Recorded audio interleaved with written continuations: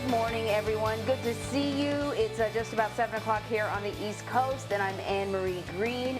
A whole lot of news going on today and throughout the week. The WHO is set to release a report on the origins of the coronavirus in Wuhan. We're going to tell you what they have ruled out in terms of the origin. We also have an update on the situation in the Suez Canal. There has been some movement, both literally and figuratively. Can spit that out. So that is good news. But we're going to start with the trial of former Officer Chauvin. America's eyes and ears will be focused today on Minneapolis as day one of Derek Chauvin's trial begins. The former police officer is charged in the death of 46-year-old George Floyd, which was captured on video last May. Floyd's death, as you recall, ignited wide-scale protests, marking the start of the latest chapter in America's struggle to grapple with centuries-old racial inequalities. Skyler Henry is following the case from Minneapolis now. Skyler, we're already expecting to see protests tonight. After the first day of court wraps up, it's not going to be a quiet night. Hey there, good morning. Well, the rally expected tonight will be similar to what we saw yesterday here in Minneapolis, with calls for justice for George Floyd in convicting Derek Chauvin. Now, last night, members of Floyd's family, as well as his family's legal team, held a prayer service where we heard from Floyd's brother, who is urging people to pay attention to that video that we've all seen of the former police officer's knee on George Floyd's neck.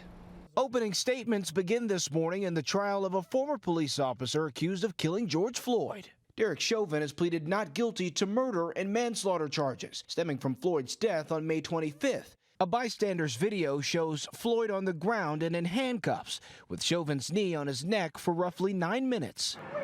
Breathe! Breathe! The incident sparked worldwide outrage and months of protests demanding justice. Floyd's brother joined supporters at another rally last night. I have faith that he will get convicted. Yeah. Just like everybody who's seen that video, because the video is the proof. Here in Minneapolis, authorities are bracing for possible unrest surrounding the trial, which will be broadcast live from inside of the courtroom. An attorney for Floyd's family predicted the defense would try to smear the victim. Because he had a trace amount of drugs found in his system. They're saying, oh, that's what killed him, not what Derek Chauvin did. Chauvin and 3 other officers were fired the day after Floyd's death. The others are charged with aiding and abetting murder and manslaughter and are due to stand trial in August. Now, in terms of setting the scene here, the Hennepin County Government Center, where this trial is taking place, is closed to the public. We have seen a significant police presence as well as a National Guard presence as well. And in terms of the actual building, it is surrounded with fencing and concrete barriers, Emery. All right, so that is outside of the courtroom. What can we expect to see and hear inside the courtroom today? Right, good question. So what legal experts expect is that the prosecution will rely heavily on the video that we've all seen.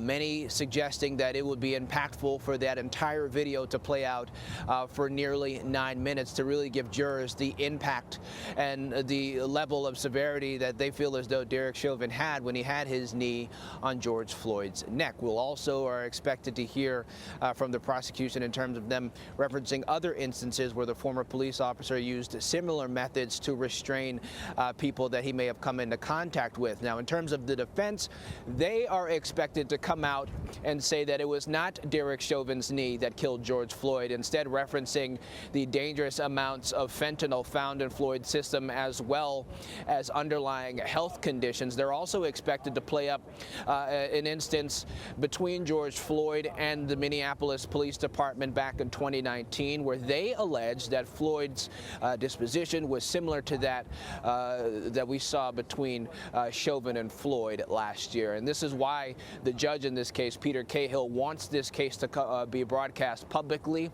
where everyone is available to watch everything happen live, just to remain as transparent as possible, recognizing the international interest in this case. Yeah, that is completely understandable. Skyler, thank you so much.